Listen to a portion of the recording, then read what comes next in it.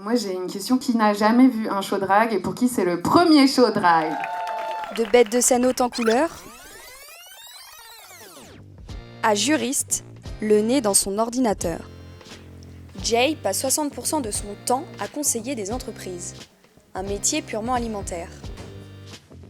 Ce taf-là, je l'avais commencé pour financer mes études qui portaient sur le drag à l'époque, parce que j'ai fait ma recherche sur le drag king.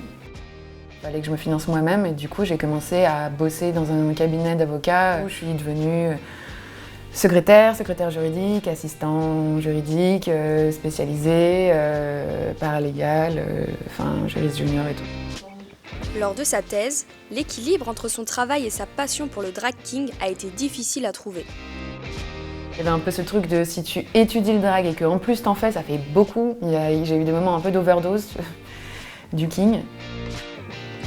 Place à la transformation. Première étape, le choix de la tenue dans un dressing chargé d'histoire. Ça, c'est les chaussures de ma grand-mère. Ma grand-mère, qui, quand elle était une vieille dame, elle les portait encore, voilà.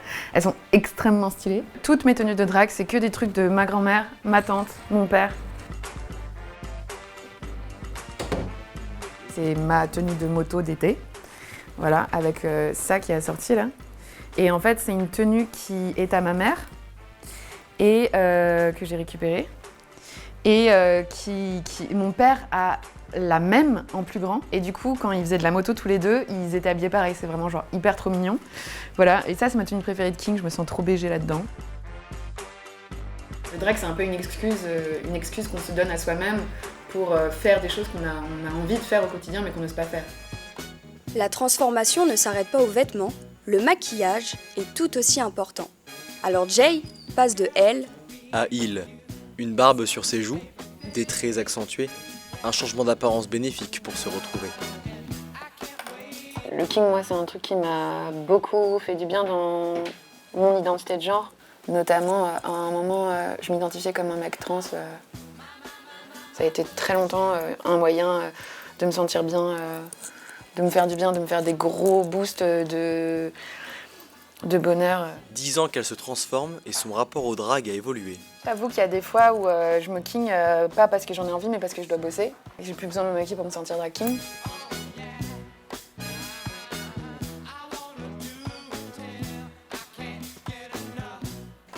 La préparation terminée, sa deuxième journée débute avec Lucie, sa petite amie.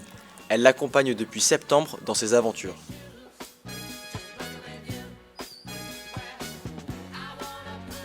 Et maintenant, direction Montparnasse pour le spectacle de drague. Le premier show drag king a lieu à la fin du 19e siècle aux États-Unis, alors que le terme fait son apparition à la fin du 20e, dans l'optique de casser la vision binaire du genre masculin-féminin. Les drag kings s'exportent en Europe dans les années 2000 et timidement, les kings mènent leur barque. Le premier événement a lieu en 2019, le King Factory. Le mouvement drag se développe, en France on y estime 700 drag kings. Il devient accessible mais pas toujours bien accepté.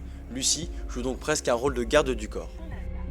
Quand Jay me raconte que des fois les taxis ne le prennent pas parce qu'ils sont homophobes, transphobes, qu'ils ne comprennent rien, c'est rageant et je prends ce rôle très à cœur de me dire je l'amène en sécurité, je le récupère en sécurité.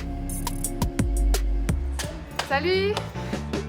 Jay arrive dans ce centre culturel. Ici, il se sent en sécurité. Il file en coulisses pour une retouche make-up. Ce soir, pas de show pour lui, mais ce qu'on appelle du hosting, présenter les différents kings qui se produisent sur scène.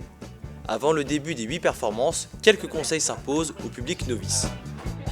L'idée, c'est que vous nous adorez, on vous adore. Dès qu'on fait un truc, vous trouvez ça génial. Dès que vous faites un truc, on trouve ça génial. Il y a une super ambiance, tout le monde crie, tout le monde est en mode wouh! Alors, on applaudit comme ça, vas-y. Les prestations commencent, danse, chant,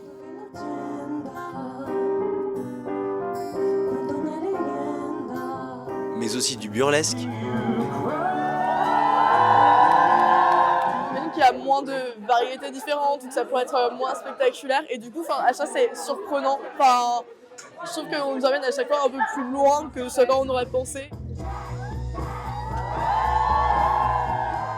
Aucune frustration pour Jay de ne pas partager la scène avec les kings, il prend autant de plaisir à orchestrer les soirées.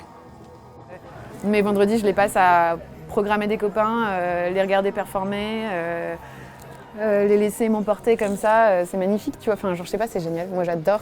À chaque fois, je suis surprise et surprise. Whatever.